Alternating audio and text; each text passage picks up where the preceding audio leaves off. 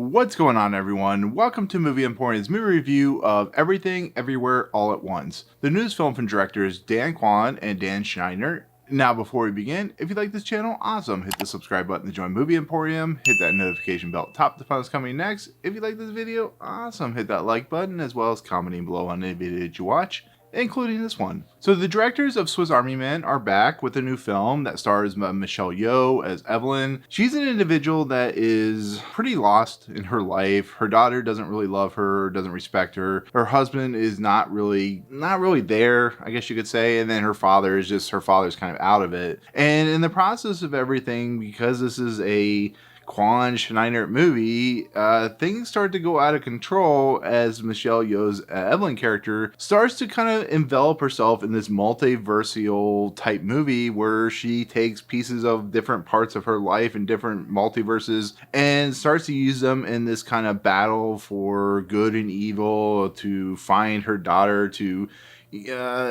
protect her husband and just protect herself. And it just becomes this kind of odyssey of just strangeness, but kind of, uniqueness in a lot of ways, which is what they're known for doing. But it also has an interesting cast, which of course brings back Quan, who of course played Data, and of course Short Round in the original Goonies, and of course Indiana Jones in the Temple of Doom. It also brings in James Hong, who is a famous, well-known actor in the Chinese market as well as in America, who plays the grandfather. And it brings in Jamie Lee Curtis as this really interesting IRS individual that kind of gets thrust and kind of becomes part of this weird, insane plot that this movie involves with. Like I said, it's very multiversial, it's very irreverent, and it has a lot of pieces and parts that I can't even begin to spoil, where it would take like 3 hours to explain this movie. So just think of this film as a family action sci-fi multiversial movie with some really interesting concepts and ideas behind it. That's what this movie is trying to be, while being a Quan / Scheinert movie, which is a really strange odyssey of adventure. And on top of that, it's produced by the Russo brothers, so go figure. So this was on my honorable mentions for 2022. I actually really like this trailer. I think it was unique. I think it was interesting, and it's an A24 film, so it's going to be out there and bonkers and weird. And after seeing movies like X that has come out already this year, I have a lot of faith. What A24 does, it doesn't mean I like every one of their films, but the idea and concepts of allowing these directors to kind of complete out their vision, whether it be weird and strange, and A24 has this habit of just bringing in directors that have very unique visions, and this movie is no different. I mean, think about what the trailer represents and what it's trying to pose to you. It's just hot dog fingers and all kinds of weird stuff and fighting, and just everything you can imagine is stuffed in this movie, which makes the title actually kind of relevant. Everything, Everywhere, All at Once, which is actually the chapters of this movie. And I was really excited to see this movie. I'm not gonna lie, I was really interested. I heard it was fantastic from South by Southwest where it premiered, and I felt this movie could be something truly special. So I got to see it, a couple weeks early before it actually releases worldwide. It's releasing limited in March 25th. And I will say this movie's not gonna be for everyone, but if you want to go in and be entertained and laugh and be emotional and just watch a weirdly warped and strange and disturbing and just bonkers outright film, this is that film for you. This movie is absolutely impeccable in its storytelling. It's impeccable in its characters. Every single person in this movie, from Michelle Yeoh to Jamie Lee Curtis to James Hong to the daughter to, of course, Quan, gets some moment to shine in this movie. And how they have to handle what the story wants them to do is absolutely insane to watch, but it is absolutely done to perfection. This movie is one of the best of the year. It's an incredible piece of filmmaking. It is every emotional moment that you can put in a film, and it does it with just reverence. It does it with passion. It does it with specialty.